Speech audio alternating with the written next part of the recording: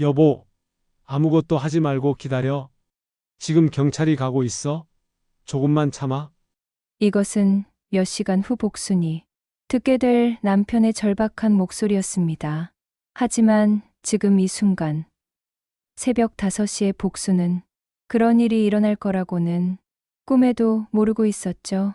복수는 어둠이 채 가시지 않은 새벽 공기를 마시며 한약방 문을 열었습니다. 오늘은 특별한 날이었어요.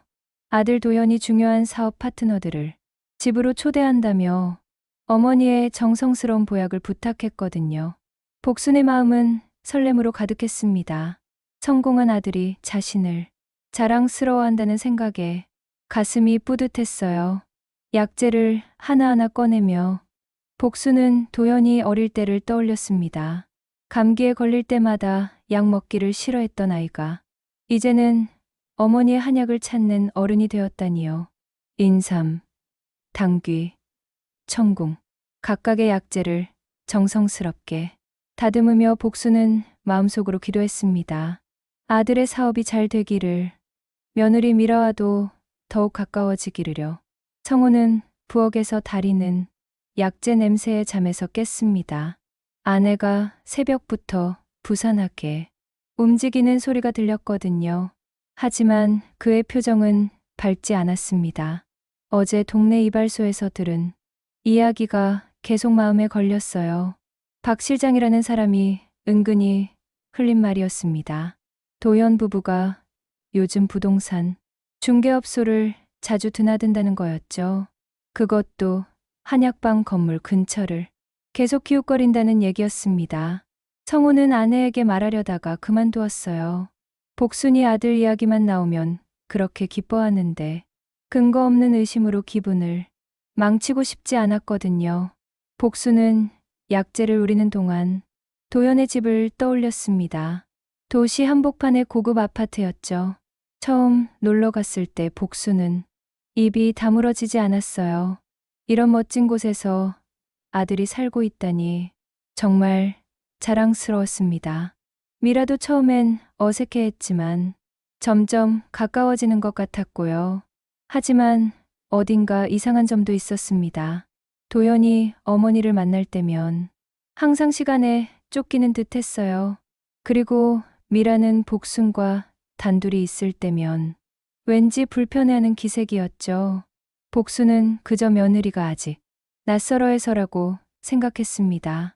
약재가 은은하게 우러나는 동안 복순은 도연이 어릴 때 만들어주던 미역국을 생각했습니다. 생일마다 끓여주던 그 국을 도연은 그렇게 좋아했는데 언제부턴가 어머니의 음식보다 외식을 더 좋아하게 되었더군요. 하지만 오늘은 다를 거예요. 중요한 손님들 앞에서 어머니의 정성을 자랑하고 싶다고 했으니까요. 성호가 부엌으로 들어왔습니다. 잠옷 차림에 그는 여전히 걱정스러운 표정이었어요. 여보, 정말 가야겠어? 나는 왠지 오늘 기분이 좋지 않아. 성호의 목소리에는 묘한 불안감이 섞여 있었습니다. 오랫동안 살아온 직감이 뭔가 잘못될 거라고 속삭이고 있었거든요. 복수는 남편의 걱정스러운 얼굴을 바라보며 미소를 지었습니다. 당신은 너무 걱정이 많아요. 도연이가 얼마나 효자인데 어머니를 해칠 리 있겠어요? 그러면서도 복순의 마음 한구석에는 작은 의문이 스며들기 시작했습니다. 남편이 이렇게 걱정하는 데에는 분명 이유가 있을 텐데, 하지만 그 생각은 금세 사라졌어요. 아들에 대한 믿음이 의심보다 훨씬 컸거든요. 한약이 다 우러날 때까지 복수는 마음속으로 온갖 상상을 했습니다.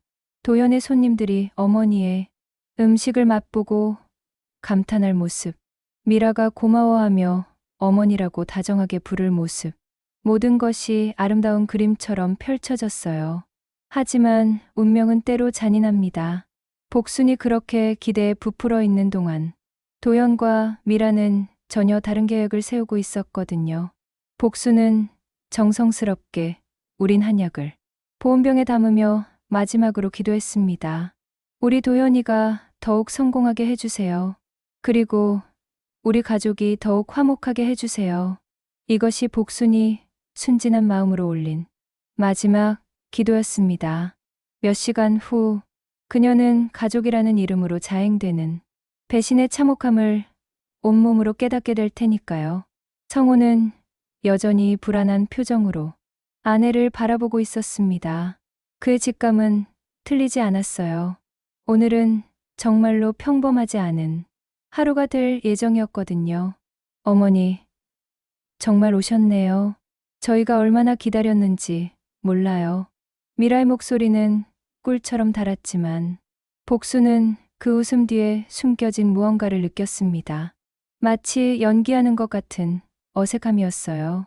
도연의 집 앞에 선 복수는 잠시 숨을 고르며 현관문을 바라보았습니다. 30층 고급 아파트의 펜트하우스였죠.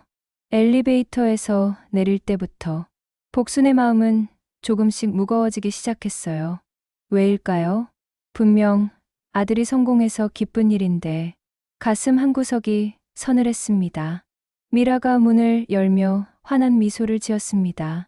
하지만 그 미소는 눈까지 닿지 않았어요.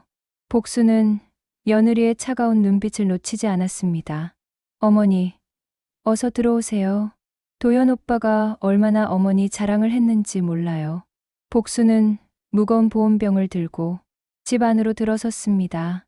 거실은 정말 화려했어요. 값비싼 가구들과 예술품들이 곳곳에 배치되어 있었죠. 하지만 왜일까요?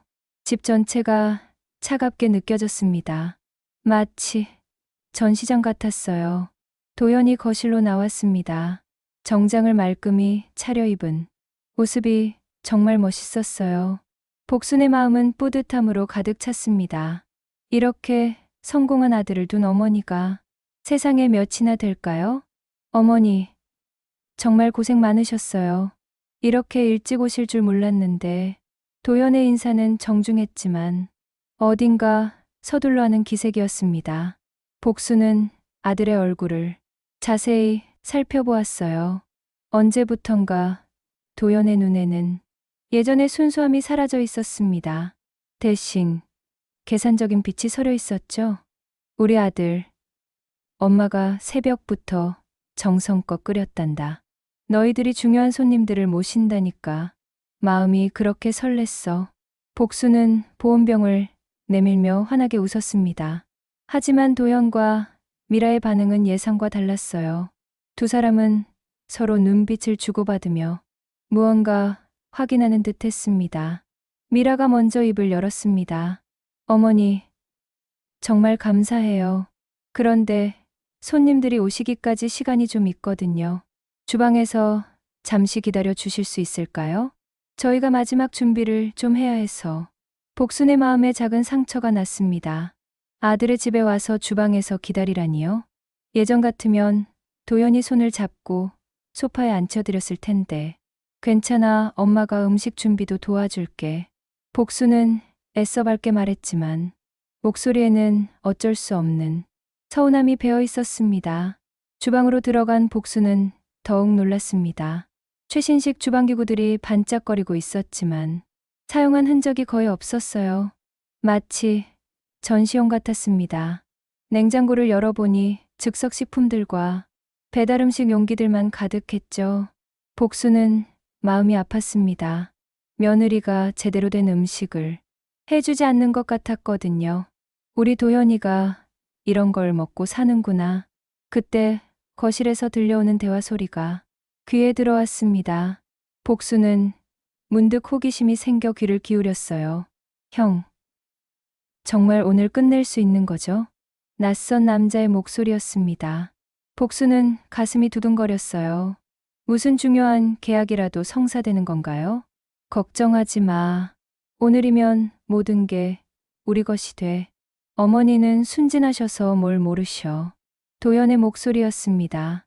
하지만 그 말의 의미를 복수는 이해할 수 없었어요. 무엇이 그들의 것이 된다는 걸까요? 미라의 목소리도 들렸습니다. 그래도 혹시 어머니가 의심하시면 어떡해요? 박 실장이 말한 대로 될까요? 박 실장? 복수는 그 이름이 낯익었습니다. 성호가 가끔 언급하던 사람 같은데. 하지만 왜 며느리가 박 실장을 알고 있을까요? 복수는 점점 불안해졌습니다. 아들과 며느리가 나누는 대화가 이해되지 않았거든요. 그들이 말하는 모든 게 우리 거지라는 것이 무엇일까요? 이때 도연의 핸드폰이 울렸습니다. 네, 박 실장님. 네, 준비 다 됐습니다. 서류도 다 가져오셨죠? 네. 어머니는 아무것도 모르고 계세요. 복순의 손이 떨리기 시작했습니다. 왜 박 실장과 도연이 통화하고 있을까요? 그리고 왜 자신에 대한 이야기를 하고 있을까요? 미라가 주방으로 들어왔습니다. 복수는 재빨리 한약을 젓는 척했어요. 어머니, 차라도 한 잔 드릴까요? 오늘 좀 피곤해 보이세요. 미라의 목소리는 여전히 다정했지만 복수는 그 속에서 묘한 긴장감을 느꼈습니다. 며느리의 손이 미세하게 떨리고 있었거든요. 괜찮단다. 그런데 미라야, 아까 무슨 준비한다고 했니? 복순이 조심스럽게 물었습니다. 미라의 표정이 순간 굳어졌어요. 아, 그냥 손님 접대 준비요. 별거 아니에요. 미라는 얼른 주방을 나갔습니다. 복수는 혼자 남겨진 주방에서 깊은 한숨을 쉬었어요. 무언가 잘못되고 있다는 느낌이 점점 강해졌습니다. 복수는 창밖을 바라보며 성우의 걱정스러운 얼굴을 떠올렸습니다. 남편의 직감이 옳았던 걸까요? 하지만 아직도 복수는 아들을 의심하고 싶지 않았어요. 분명 오해일 거라고 스스로를 다독였습니다. 그때 현관에서 벨소리가 들렸습니다. 손님들이 도착한 모양이었어요. 복수는 마음을 가다듬고 한약을 마지막으로 저었습니다. 아들이 자랑스러워할 어머니의 정성이 담긴 음식이었거든요. 하지만 복수는 몰랐습니다. 곧 도착할 손님들이 단순한 사업 파트너가 아니라는 것을, 그들이 복순의 인생을 송두리째 바꿔놓을 위험한 사람들이라는 것을. 거실에서 들려오는 인사소리를 들으며 복수는 마지막으로 기도했습니다. 제발 모든 일이 잘 되게 해주세요. 하지만 운명은 이미 다른 방향으로 흘러가고 있었습니다. 어머니, 차 한 잔 드세요. 미라가 주방으로 들어와 차 한 잔을 내밀었습니다. 복수는 며느리의 배려에 고마워하며 받아들었어요. 하지만 그 차에서 이상한 냄새가 났습니다. 달콤하면서도 묘하게 쓴맛이었죠. 이게 뭐니? 미라야? 몸에 좋은 건강차예요. 어머니가 피곤해 보이셔서 금방 기운이 나실 거예요. 미라의 눈빛이 예사롭지 않았습니다. 복수는 본능적으로 그 차를 입에 대지 않았어요. 대신 미라가 나간 후 몰래 화분에 부어버렸습니다. 서재에서는 낯선 목소리들이 들려왔습니다. 복수는 살그머니 문틈으로 상황을 엿보았어요. 3명의 남자가 도연과 둘러앉아 있었습니다. 그들의 손에는 서류 뭉치가 들려 있었죠. 그 중 한 명이 박 실장이었습니다. 복수는 그를 알아보고 깜짝 놀랐어요. 성우와 가끔 이야기하던 그 사람이 왜 여기 있을까요? 도연 씨, 어머니께서 서명만 해주시면 모든 절차가 끝납니다. 박 실장의 목소리는 차갑고 사무적이었습니다. 걱정 마세요. 어머니는 저를 완전히 믿으니까. 평생 자식 위에 살아오신 분이라 의심할 줄도 모르세요. 도연의 말에 복수는 가슴이 철렁 내려앉았습니다. 아들의 목소리에서 사랑이 아닌 계산만 느껴졌거든요. 또 다른 남자가 입을 열었습니다. 그런데 정말 괜찮을까요? 나중에 문제가 되면. 괜찮다니까. 어머니는 한약방 말고는 아무것도 모르는 분이야. 법적인 것도 모르고 계약서도 제대로 못 읽으시거든. 도연의 말이 계속될수록 복순의 마음은 산산조각 났습니다. 이것이 자신을 그렇게 사랑한다던 아들의 진짜 모습이었을까요? 미라가 끼어들었습니다. 그래도 혹시 모르니까 차에 넣은 그거 효과가 있는 거죠? 무슨 차에 뭘 넣었다는 말일까요? 복수는 등골이 서늘해졌습니다. 자신이 마시지 않은 그 차에 무언가 문제가 있었던 걸까요? 박 실장이 대답했습니다. 30분 정도 지나면 의식이 몽롱해질 겁니다. 그때 서명 받으시면 돼요. 나중에 기억도 잘 안 날 테고. 복수는 온몸이 떨렸습니다. 그들이 자신에게 무슨 짓을 하려던 걸까요? 서명이라니. 무엇에 대한 서명일까요? 도연이 냉정하게 말했습니다. 한약방 건물은 이미 담보로 잡혔고 오늘 어머니 명의의 예금과 주식까지 정리하면 끝이야. 그 돈으로 사업 확장하고 이 집도 더 큰 걸로 바꿀 수 있어. 복수는 믿을 수 없었습니다. 아들이 자신의 재산을 노리고 있었다니요.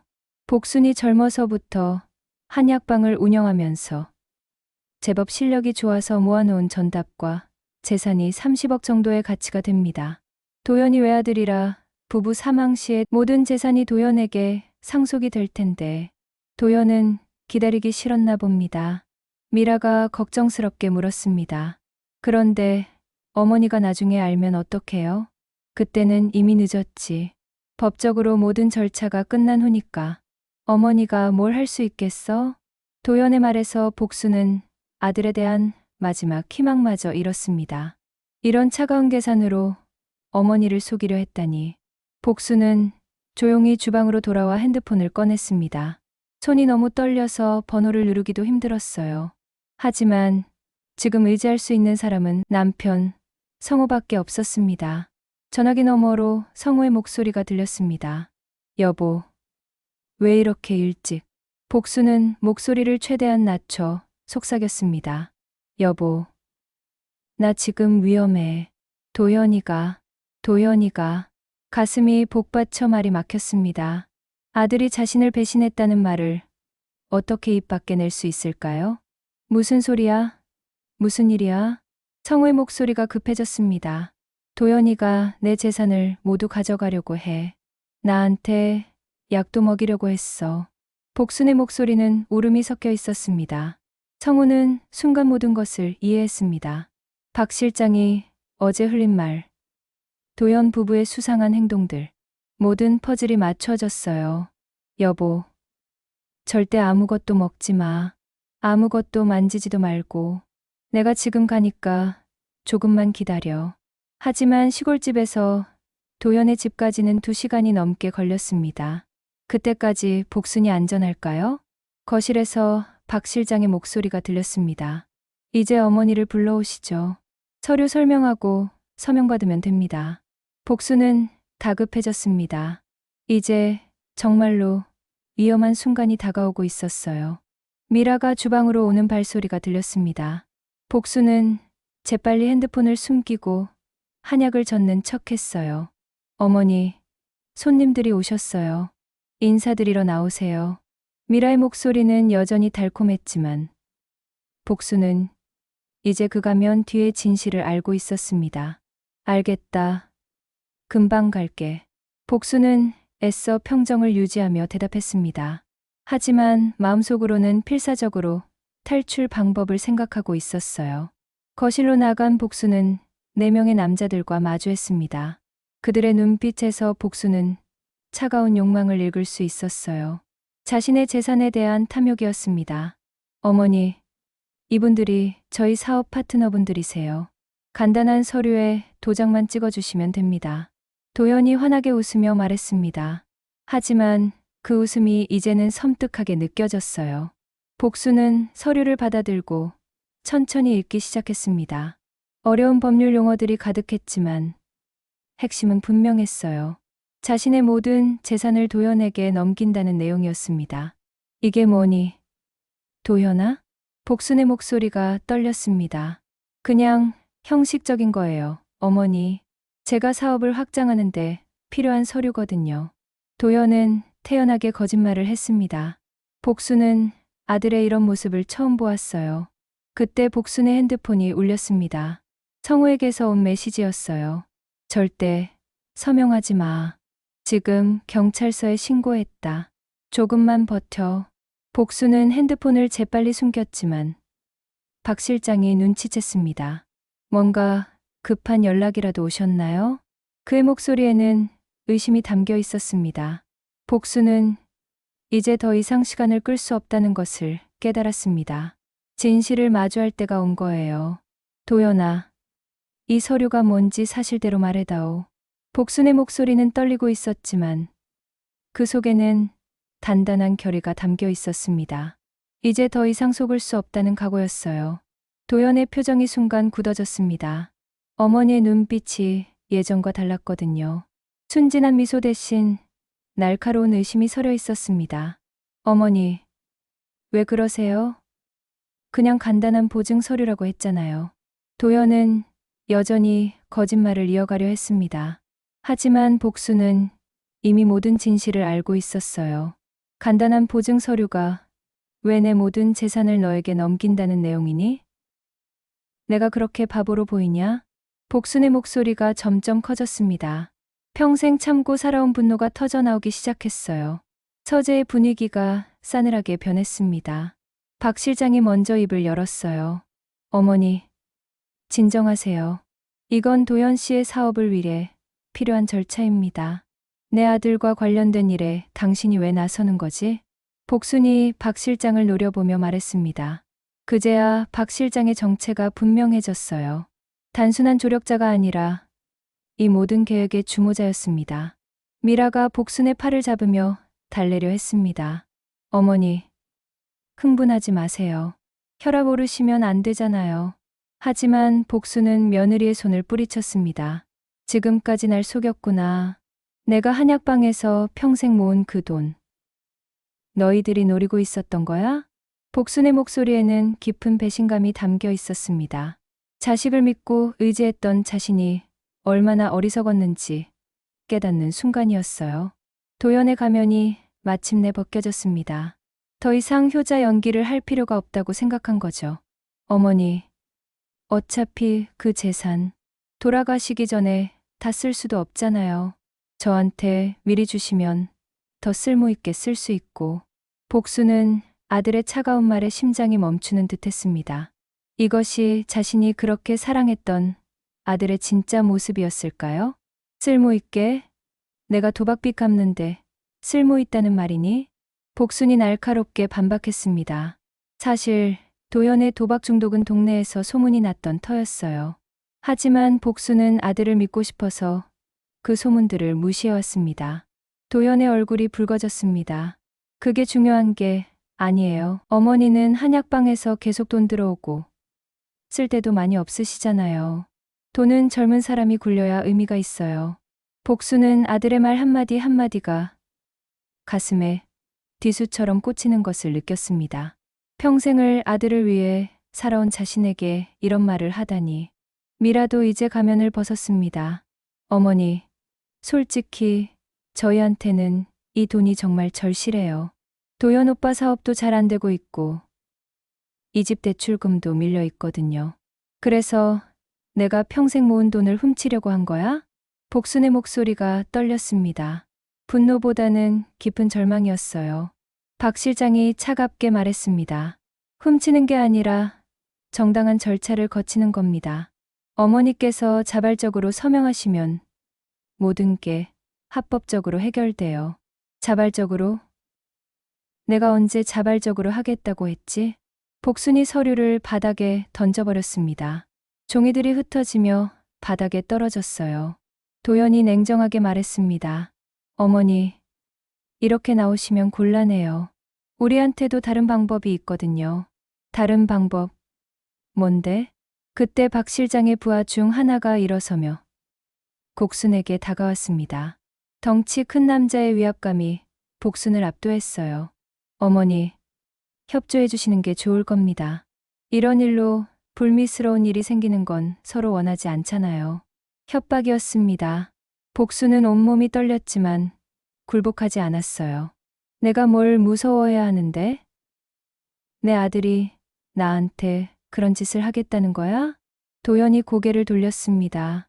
어머니의 눈을 직시할 수 없었거든요. 미라가 가짜 눈물을 흘리며 말했습니다. 어머니, 저희도 정말 어쩔 수 없어요. 빚쟁이들이 매일 찾아와서 이 집도 곧 경매로 넘어가게 되어 있거든요. 그게 내 잘못이니? 너희가 잘못 산 건 너희가 책임져야지. 복순의 분노가 폭발했습니다. 평생 조용히 살아온 그녀에게서 이런 목소리가 나온다는 것이 놀라웠어요. 박 실장이 시계를 보며 말했습니다. 시간을 너무 끌고 있군요. 어머니, 마지막으로 말씀드리지만 협조해 주세요. 안 그러면 그 순간 복순의 핸드폰이 또 울렸습니다. 성우에게서 온 메시지였어요. 경찰이 출발했다. 조금만 더 버텨라. 복순은 희망을 품었습니다. 남편이 자신을 구하러 오고 있다는 것을 알았거든요. 하지만 박 실장이 복순의 표정 변화를 놓치지 않았습니다. 핸드폰 좀 보여주세요. 싫어요. 복순이 단호하게 거절했습니다. 박 실장이 부하에게 눈짓했어요. 그 남자가 복순에게서 핸드폰을 빼앗으려 했습니다. 하지만 복순은 재빨리 핸드폰을 품속 깊이 숨겼어요. 도연아, 이게 내가 바라던 거야? 내 어머니를 이렇게 괴롭히는 게? 복순이 마지막으로 아들에게 호소했습니다. 혹시라도 아들에게 남아있을 양심에 기대를 걸었어요. 하지만 도연은 고개를 돌린 채 대답하지 않았습니다. 이미 어머니보다는 돈이 더 중요해진 거였어요. 복순은 모든 희망을 잃었습니다. 가족이라고 믿었던 사람들이 모두 자신을 배신했다는 사실을 받아들여야 했어요. 그때 바깥에서 사이렌 소리가 들렸습니다. 경찰차 소리였어요. 복순의 얼굴에 안도의 표정이 스쳤습니다. 박 실장과 부하들의 표정이 급변했습니다. 상황이 걷잡을 수 없이 돌아가고 있었거든요. 도연이 당황하며 말했습니다. 어머니, 설마 신고하신 건 아니죠? 복순은 아들을 똑바로 바라보며 말했습니다. 내가 너희들을 신고한 게 아니야. 내 아버지가 날 구하러 온 거다. 그 순간 현관문이 열렸습니다. 성호가 경찰관들과 함께 들어왔어요. 복순은 남편을 보는 순간 눈물이 쏟아졌습니다. 하지만 이것은 끝이 아니었습니다. 더 큰 진실이 기다리고 있었거든요. 여보, 괜찮아? 성호가 복순에게 달려가며 외쳤습니다. 복순은 남편의 품에 안기며 그동안 참았던 눈물을 쏟아냈어요. 안전하다는 안도감과 배신당했다는 절망감이 뒤섞인 복잡한 감정이었습니다. 경찰관들이 거실을 둘러보며 상황을 파악하기 시작했습니다. 바닥에 흩어진 서류들과 긴장한 사람들의 표정에서 심상치 않은 일이 벌어졌다는 것을 알 수 있었어요. 김 형사가 앞으로 나서며 말했습니다. 사기 및 강요 혐의로 신고가 접수되었습니다. 모든 분들 신분증을 확인하겠습니다. 박 실장이 당황하며 일어났습니다. 잠깐만요. 이건 가족 간의 단순한 재산 정리 문제입니다. 경찰이 개입할 사안이 아니에요. 하지만 김 형사의 표정은 단단했습니다. 그 판단은 저희가 하겠습니다. 우선 모든 분들의 진술부터 듣겠어요. 도연이 창백한 얼굴로 어머니를 바라봤습니다. 어머니, 이게 뭐예요? 경찰까지 부르시다니. 복수는 아들의 원망스러운 시선을 받으며 마음이 더욱 아팠습니다. 하지만 이제는 진실을 말해야 할 때였어요. 도연아, 내가 먼저 나를 배신했잖니. 내 모든 재산을 가져가려고 약까지 먹이려 했으면서. 복순의 목소리는 떨렸지만 분명했습니다. 경찰관들이 주목했어요. 약을 먹이려 했다고요? 김 형사가 날카롭게 물었습니다. 복순은 화분에 버린 차를 가리켰어요. 저기 화분을 확인해 보세요. 며느리가 준 차에 이상한 것이 들어 있었어요. 경찰관 한 명이 화분 주변을 조사하기 시작했습니다. 미라의 얼굴이 하얗게 질렸어요. 성호가 분노에 차서 도연을 노려봤습니다. 도연아, 내가 정말 이런 짓을 했니? 너를 키우느라 어머니가 얼마나 고생하셨는데. 도연은 대답하지 못하고 고개를 떨궜습니다. 이제 와서 변명할 여지가 없었거든요.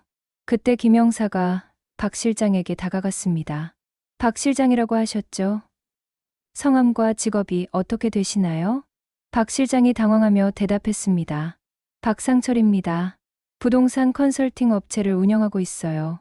김 형사가 무전기를 통해 확인해 본 결과는 충격적이었습니다. 박상철 씨, 현재 다중 사기 혐의로 수배 중이시네요. 체포하겠습니다. 거실이 순식간에 아수라장이 되었습니다.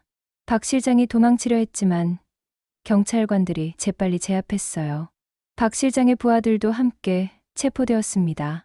복수는 이 모든 상황이 믿기지 않았습니다. 박 실장이 수배범이었다니요. 그렇다면 도연은 어떻게 그런 사람과 연결되었을까요? 김영사가 도연에게 물었습니다.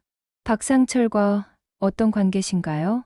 도연이 떨리는 목소리로 대답했습니다.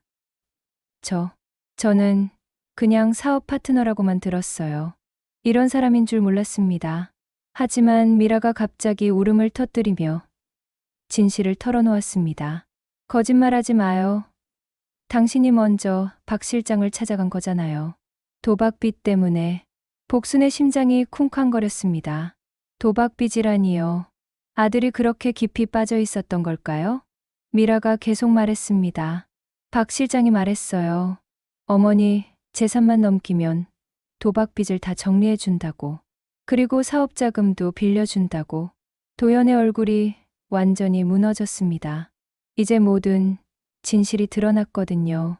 성호가 분노로 주먹을 떨었습니다. 얼마나 큰 빚을 졌길래 어머니까지 속이려 했니? 도연이 고개를 들지 못하며 속삭였습니다. 3억 원. 복수는 그 말을 듣고 주저앉을 뻔했습니다. 3억 원이라니요. 자신이 평생 모은 돈보다도 많은 액수였어요. 그런데 미라의 폭로는 여기서 끝나지 않았습니다. 그것도 거짓말이에요. 실제로는 5억 원이 넘어요.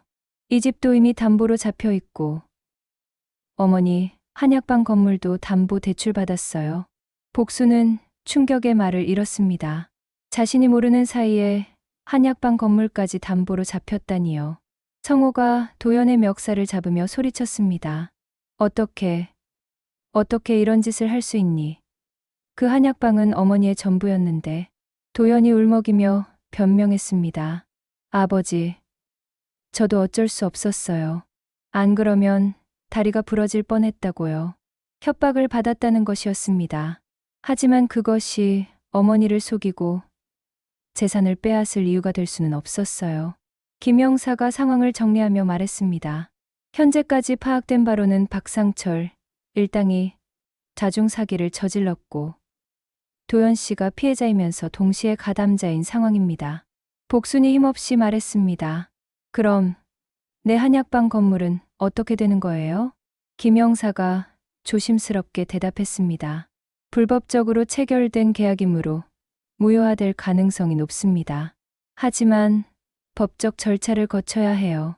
복수는 안도했지만 동시에 절망했습니다. 한약방은 되찾을 수 있을지도 모르지만 아들에 대한 믿음은 영원히 사라져 버렸거든요. 도연이 어머니 앞에 무릎을 꿇었습니다. 어머니, 정말 죄송해요. 저도 어쩔 수 없었어요. 용서해 주세요. 하지만 복수는 아들을 바라보지도 않았습니다. 이제 그의 사과는 아무 의미가 없었어요. 성호가 복순을 부축하며 일으켰습니다. 여보, 이제 집에 가자. 이 집과는 인연을 끊는 게 좋겠어. 복수는 고개를 끄덕였습니다. 이제 정말로 아들과 결별해야 할 때가 온 것 같았어요. 미라가 마지막으로 복순에게 매달렸습니다. 어머니, 정말 죄송해요. 저희가 잘못했어요. 한 번만 용서해 주세요. 하지만 복순의 마음은 이미 돌이킬 수 없을 만큼 상처받았습니다. 용서? 너희가 나한테 한 짓을 생각해봐. 난 엄마가 아니라 그냥 이용할 대상이었잖니. 복순의 목소리에는 깊은 상처와 분노가 섞여 있었습니다. 경찰관들이 박 실장 일당을 연행해가는 모습을 보며 복순은 복잡한 심정이었습니다. 범인들은 잡혔지만 가족이라는 이름으로 자신을 배신한 아들과 며느리는 여전히 그 자리에 있었거든요. 성호가 복순의 어깨를 감싸며 말했습니다. 여보, 힘들겠지만 이제 우리끼리 살아가자. 더 이상 상처받지 말고. 복순은 남편의 따뜻한 손길에서 위안을 찾았습니다. 적어도 자신을 진정으로 사랑하는 사람이 한 명은 있다는 것이 다행이었어요. 도연이 마지막으로 외쳤습니다. 어머니, 정말 이렇게 끝내실 거예요? 복수는 뒤돌아보지 않고 대답했습니다. 끝낸 건 나가 아니라 너다, 도연아. 그렇게 복수는 성우와 함께 도연의 집을 나섰습니다. 하지만 이것으로 모든 것이 끝난 것은 아니었어요. 더 큰 시련이 기다리고 있었거든요. 여보, 울지 마. 이제 괜찮아. 성우가 운전대를 잡으며 조용히 말했습니다. 복수는 조수석에서 눈물을 멈출 수 없었어요. 평생 쌓아온 모든 것이 하루 만에 무너져 내린 기분이었습니다. 집으로 가는 길은 평소보다 훨씬 멀게 느껴졌습니다. 복수는 창밖을 바라보며 지나간 세월을 떠올렸어요. 도연이 태어났을 때의 기쁨, 첫걸음을 뗐을 때의 감동, 대학에 합격했을 때의 자랑스러움. 모든 추억이 이제는 아픈 상처로 변해버렸습니다. 한약방에 도착했을 때는 이미 해가 지고 있었습니다. 평소라면 따뜻하게 느껴졌을 집이 오늘은 왠지 차갑게 보였어요. 복수는 무거운 발걸음으로 한약방 문을 열었습니다. 익숙한 약재 냄새가 코끝을 스쳤습니다. 이 냄새 속에서 얼마나 많은 꿈을 키웠는지, 도연이의 성공을 위해, 가족의 행복을 위해 얼마나 열심히 일했는지. 성우가 복순의 어깨를 감싸며 말했습니다. 여보, 일단 앉아. 차라도 한 잔 끓여줄게. 하지만 복순은 주저앉으며 고개를 저었습니다. 차는 됐어요. 그냥 조용히 있고 싶어. 복순의 목소리는 완전히 기력을 잃어버린 상태였습니다. 마치 영혼이 빠져나간 것 같았어요. 성우는 아내의 상처가 얼마나 깊은지 알고 있었습니다. 단순히 돈을 잃은 것이 아니라 가족에 대한 믿음 자체가 무너져 버린 거였거든요. 그때 한약방 전화가 울렸습니다. 복수는 받을 기력도 없었고 성우가 대신 받았어요. 여보세요? 전화기 너머로 도연의 울먹이는 목소리가 들렸습니다. 아버지, 어머니, 좀 바꿔주세요. 성우의 표정이 굳어졌습니다. 지금 어머니 상태가 어떤지 알면서 그런 소리 하니? 당분간 연락하지 마라. 아버지, 제발 한 번만. 저도 정말 어쩔 수 없었다고요. 성우가 분노를 참으며 말했습니다. 어쩔 수 없었다고? 내가 도박을 한 것도, 어머니를 속인 것도 다 어쩔 수 없었다는 거냐? 전화기 너머로 도연의 흐느낌 소리가 들렸습니다. 하지만 성우는 마음을 굳게 먹었어요. 도연아, 너는 이제 우리 아들이 아니다. 다시는 연락하지 마. 성우가 전화를 끊어버렸습니다. 복수는 그 모든 대화를 들었지만 아무 반응도 보이지 않았어요. 이미 마음의 문을 굳게 닫아버린 상태였습니다. 저녁 시간이 되었지만 복수는 식사를 거부했습니다. 성우가 아무리 권해도 소용없었어요. 평생 가족을 위해 음식을 만들어 온 복순이 이제는 먹을 의욕조차 잃어버린 것입니다. 밤이 되어도 복수는 잠들지 못했습니다. 침대에 누워서 천장을 바라보며 끝없는 자책에 빠졌어요. 내가 뭘 잘못했을까? 도연이를 너무 응석바지로 키운 걸까? 성우가 아내의 손을 잡으며 말했습니다. 당신 잘못 아니야. 당신은 최선을 다해 아이를 키웠어. 하지만 복순의 자책은 멈추지 않았습니다. 내가 너무 많이 주었나 봐요. 그래서 당연하게 생각하게 된 거겠죠. 성우는 아내의 고통을 보며 가슴이 찢어지는 것 같았습니다. 평생 가족만을 위해 살아온 복순이 이런 배신을 당하다니. 다음 날 아침, 복순은 간신히 일어나 한약방을 열었습니다. 하지만 손님들과 마주하기가 힘들었어요. 모든 사람이 자신의 사정을 알고 있는 것 같았거든요. 동네 아주머니 하나가 걱정스럽게 물었습니다. 복순아, 얼굴이 왜 그렇게 안 좋아? 혹시 아픈 데라도 있니? 복수는 애써 웃음을 지으며 대답했습니다. 아니에요. 그냥 잠을 못 잤어요. 하지만 그 웃음 뒤에는 깊은 상처가 숨어 있었습니다. 아주머니도 뭔가 이상함을 느꼈지만 더 이상 묻지 않았어요. 오후에 변호사에게서 전화가 왔습니다. 한약방 건물 담보 문제에 대한 법적 절차가 시작된다는 내용이었어요. 다행히 불법 계약이라 무효화될 가능성이 높다고 했지만 시간이 오래 걸릴 것 같다고 했습니다. 복수는 전화를 끊고 깊은 한숨을 쉬었습니다. 법적으로는 해결될지 모르지만 마음의 상처는 평생 남을 것 같았어요. 그때 성호가 조심스럽게 말을 꺼냈습니다. 여보, 한 가지 제안이 있어. 복순이 고개를 들었습니다. 우리 여기서 떠나는 게 어떨까? 새로운 곳에서 새 출발하는 거야. 떠나요? 어디로요? 남해 쪽에 조용한 마을이 있어. 거기서 작은 한약방이라도 차리고 조용히 살면 어떨까? 복수는 잠시 생각에 잠겼습니다. 이곳에는 너무 많은 추억이 있었어요. 좋은 추억도 있었지만 이제는 아픈 추억이 더 많았습니다. 그런데 정말 갈 수 있을까요? 이 나이에. 성호가 복순의 손을 꼭 잡았습니다. 우리 둘이면 어디서든 살 수 있어. 중요한 건 함께 있는 거잖아. 복순은 남편의 따뜻한 마음에 감동했습니다. 이 모든 혼란 속에서도 자신을 지켜주려 하는 성호가 고마웠어요. 하지만 쉽게 결정할 수는 없었습니다. 평생 살아온 곳을 떠난다는 것은 또 다른 용기가 필요했거든요. 저녁 무렵 복수는 한약방 뒷뜰에 나가 앉았습니다. 그곳에는 도연이가 어릴 때 심었던 감나무가 있었어요. 지금은 제법 큰 나무가 되어 단감이 주렁주렁 달려 있었습니다. 복수는 그 나무를 바라보며 눈물을 흘렸습니다. 도연이가 어머니, 나중에 이 감이 크면 어머니께 따드릴게요라고 했던 말이 생각났거든요. 그 약속은 지켜지지 않았습니다. 아니, 도연이는 감나무는커녕 어머니의 마음까지 짓밟아 버렸어요. 성호가 복순 곁에 앉았습니다. 감나무 생각하고 있구나. 도연이와 심었던 나무예요. 그때는 정말 예쁜 아이였는데. 성호가 조용히 말했습니다. 사람은 변하는 거야. 우리가 어쩔 수 없는 일이지. 복순이 고개를 끄덕였습니다. 이제는 받아들여야 할 때였어요. 그때 복순의 핸드폰에 문자가 왔습니다. 도연에게서였어요. 어머니, 정말 죄송합니다. 평생 후회하며 살겠습니다. 부디 건강하세요. 복순은 그 문자를 읽고 또 눈물을 흘렸습니다. 미워하고 싶었지만 여전히 마음 한구석에는 모성애가 남아 있었어요.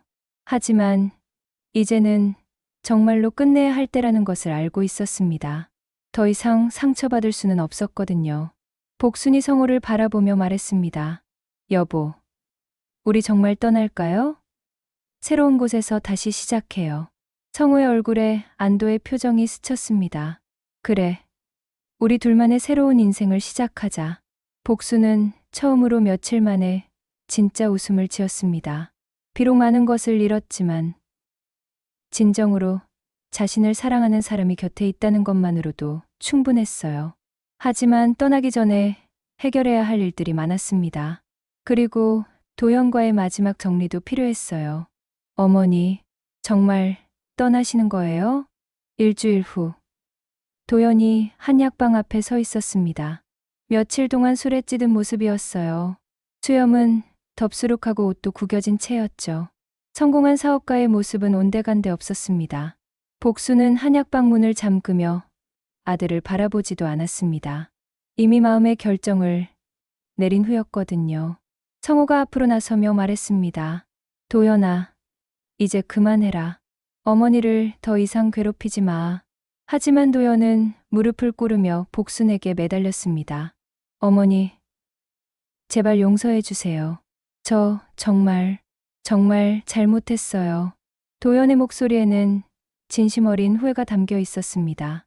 하지만 복순의 마음은 이미 돌이킬 수 없을 만큼 굳어져 있었어요. 복순이 처음으로 아들을 똑바로 바라보며 말했습니다. 도연아, 내가 정말 뉘우치고 있다는 걸 알아. 하지만 이미 늦었어. 도연의 눈에서 눈물이 쏟아졌습니다. 어머니, 저 정말 바뀔게요. 도박도 끊고 새 사람이 될게요. 제발 한 번만 더 기회를 주세요. 복수는 아들의 절절한 호소를 들으며 가슴이 아팠습니다. 여전히 마음 깊은 곳에는 모성애가 남아 있었거든요. 하지만 성호가 단호하게 말했습니다. 도연아, 내가 어머니한테 한 짓을 생각해봐. 단순히 실수가 아니라 계획적으로 속이려 했잖아. 그때 미라도 나타났습니다. 그녀 역시 초라한 모습이었어요. 명품 옷 대신 평범한 옷을 입고 있었죠. 어머니, 저도 정말 죄송해요.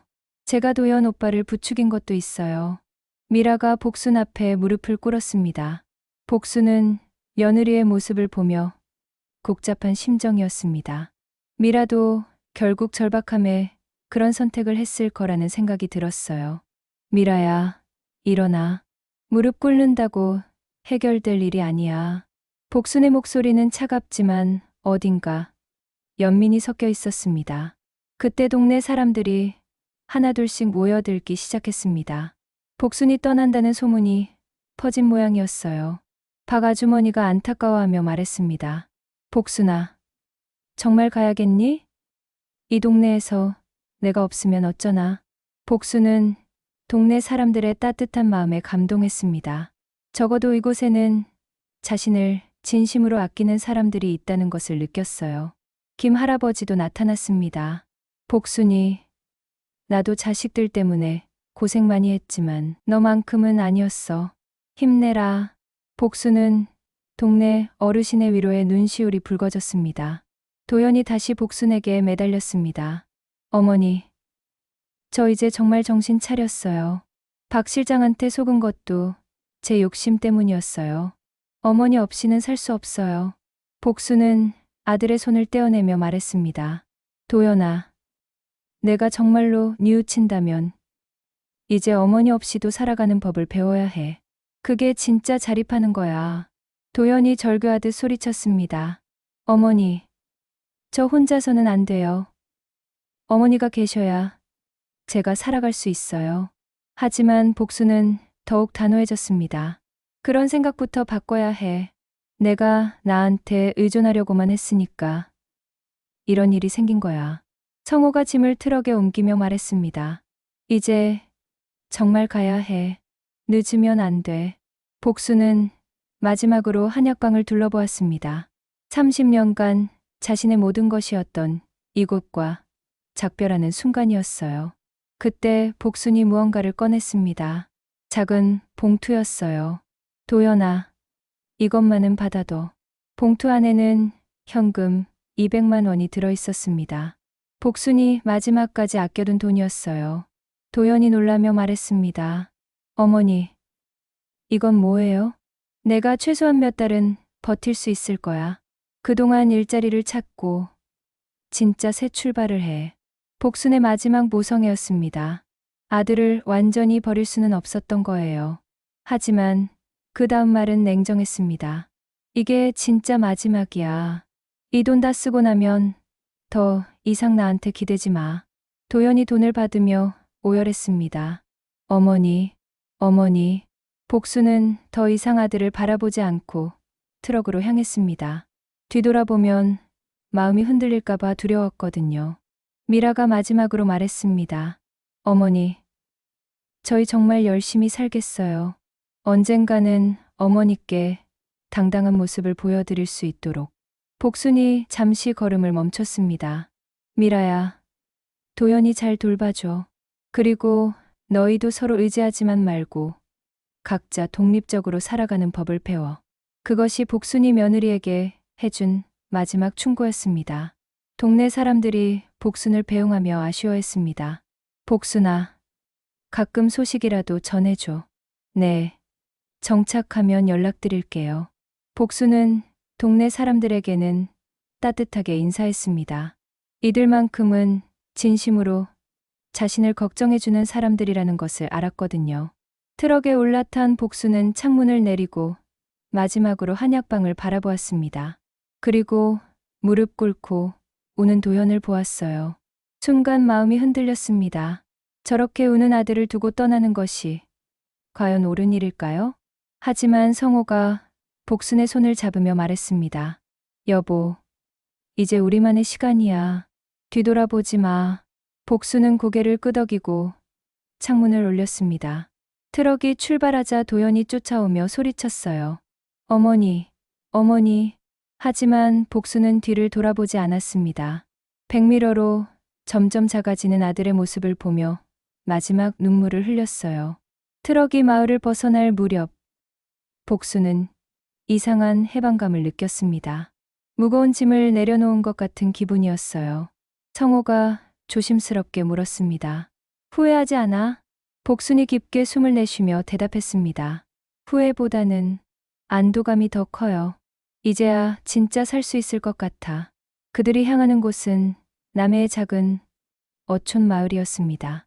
바다가 보이는 조용한 곳에서 새로운 인생을 시작할 예정이었어요. 복수는 창밖으로 펼쳐지는 새로운 풍경을 바라보며 생각했습니다. 비록 많은 것을 잃었지만 가장 소중한 것은 지켰다고요. 바로 자신의 존엄과 진정한 사랑이었습니다. 성호가 운전하며 말했습니다. 새로운 곳에서는 우리 둘만의 한약방을 꾸며보자. 작아도 괜찮아. 복순이 미소를 지으며 대답했습니다. 좋아요. 이번에는 정말 우리만을 위한 삶을 살아봐요. 그렇게 복순과 성호는 새로운 희망을 품고 새로운 땅으로 향했습니다. 뒤에 남겨둔 아픈 기억들을 뒤로하고 진정한 자유를 향해 나아가는 길이었어요. 하지만 이것이 정말 끝일까요? 새로운 시작은 또 다른 이야기의 시작이기도 했습니다. 바다가 보이네요. 6개월 후 곡수는 남해의 작은 어촌 마을에서 새로운 아침을 맞고 있었습니다. 작은 한약방 창문 너머로 보이는 푸른 바다가 마음을 평온하게 해주었어요. 성호가 뒤에서 다가와 아내의 어깨에 손을 얹었습니다. 어때? 이곳에서 사는 게? 복순이 환하게 웃으며 대답했습니다. 정말 좋아요. 이렇게 평화로운 게 언제적인지 모르겠어요. 새로 차린 한약방은 예전만큼 크지 않았지만 따뜻함이 가득했습니다. 벽에는 성호가 직접 그린 바다 그림이 걸려 있었고 작은 화분들이 곳곳에 놓여 있었어요. 마을 사람들도 복순 부부를 따뜻하게 맞아주었습니다. 그때 한약방 문이 열리며 김 할머니가 들어왔습니다. 복순 씨, 지난번에 주신 관절염 약이 정말 좋았어요. 하나 더 지어주세요. 복순이 반갑게 맞으며 말했습니다. 그러셨어요? 금방 지어드릴게요. 복순은 약재를 다루며 진정한 보람을 느꼈습니다. 돈을 위해서가 아니라 정말로 누군가를 도우려는 마음으로 하는 일이었거든요. 오후에는 마을 아이들이 한약방에 놀러 왔습니다. 복수는 아이들에게 한약 만드는 법을 가르쳐 주곤 했어요. 할머니, 이 약초는 뭐예요? 당귀라고 하는 건데 몸을 따뜻하게 해주는 약초란다. 아이들의 순수한 호기심을 보며 곡수는 마음이 따뜻해졌습니다. 이런 것이 진짜 가족 같은 관계라는 생각이 들었어요. 저녁 무렵 곡순과 성우는 바닷가를 산책했습니다. 붉은 석양이 바다를 물들이고 있었어요.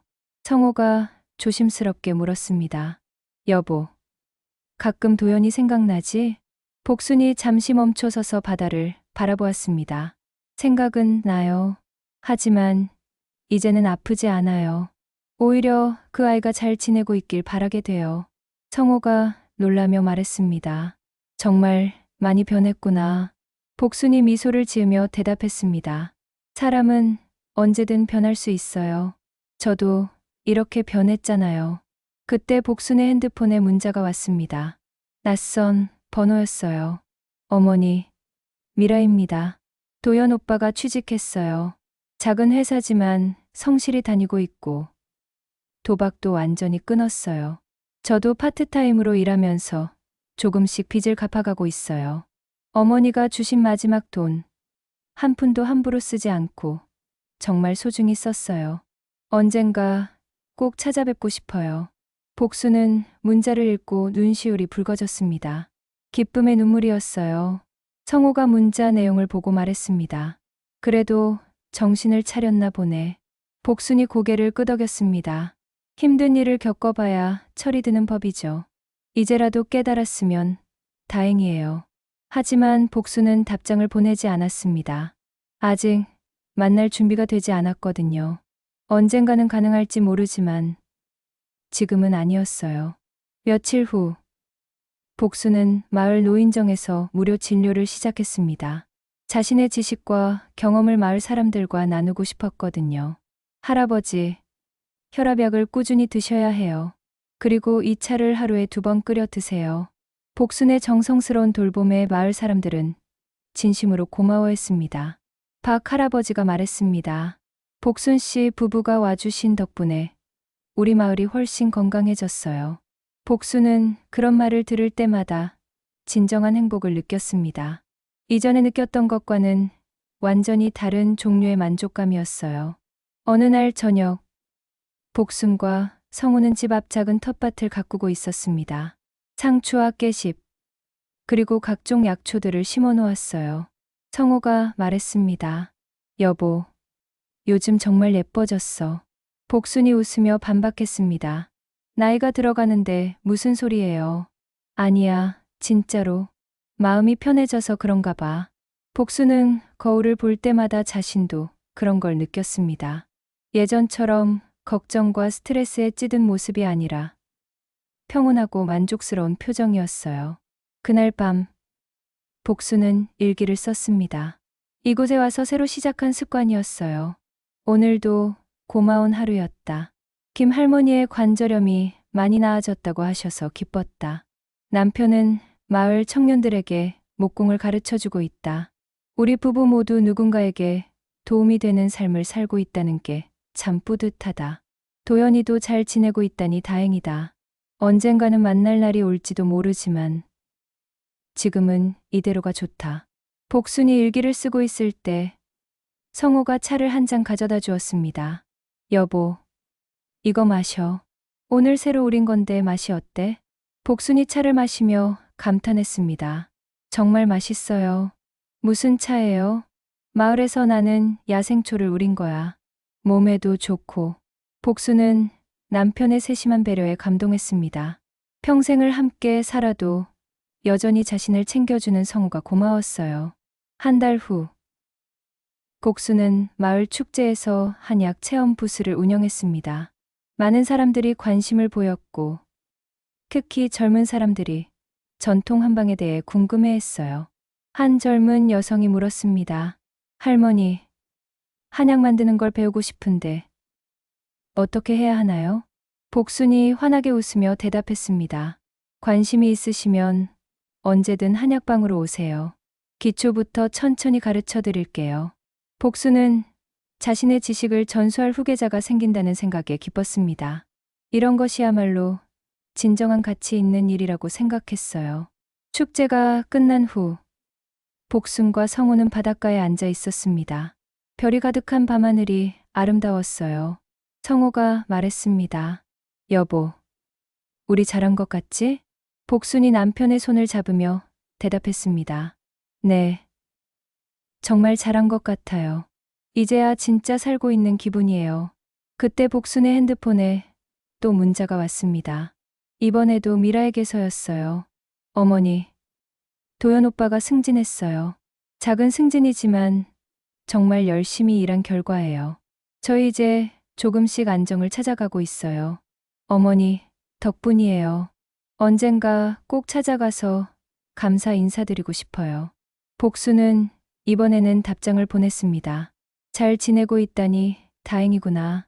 서로 의지하며 열심히 살아라. 언젠가 시간이 되면 만날 수도 있을 거야. 짧지만 따뜻한 답장이었습니다. 복순의 마음에도 변화가 일어나고 있었어요. 성호가 물었습니다. 답장 보냈어? 네.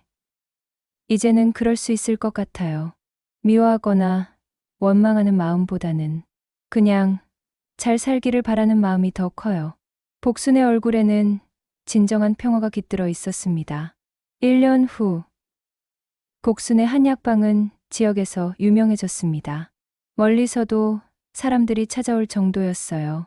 하지만 복순은 여전히 검소하고 성실한 삶을 이어갔습니다. 어느 봄날, 복순은 텃밭에서 약초를 가꾸고 있었습니다. 그때 한약방으로 젊은 남녀가 찾아왔어요. 멀리서 보기에도 어딘가 익숙한 뒷모습이었습니다. 복순의 심장이 두근거렸어요. 성호가 먼저 알아봤습니다. 여보, 도연이야. 복순이 천천히 돌아섰습니다.